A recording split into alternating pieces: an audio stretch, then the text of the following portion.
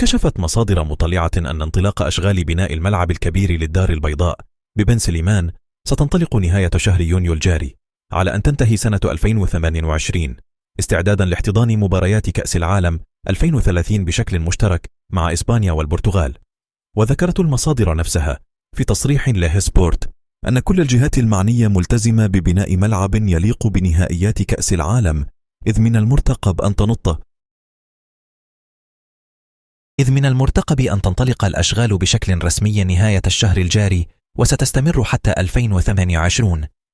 وكانت الشركة البريطانية الفائزة بتصميم الملعب قد أكدت أن التصميم المقدم يستمد هويته من ثقافة الموسم بالمغرب، إذ يقع هيكل الملعب تحت سقف خيمة كبيرة، مشيرة إلى أن موقعه يمتد على مساحة 100 هكتار بمدينة المنصورية بإقليم بن سليمان،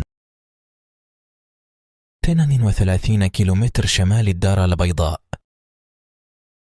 وأوضحت الشركة البريطانية أن الملعب سيكون متوافقا مع دفتر تحملات الاتحاد الدولي لكرة القدم، خاصة لتنظيم مباريات كأس العالم 2030 وكذا مباريات الأندية المغربية. ويراهن المغرب على الملعب الكبير للدار البيضاء لاحتضان النهائي كأس العالم 2030، خصوصا في ظل الضغط الإسباني لإقامة المباراة النهائية في ملعب سانتياغو برنابيو بمدريد.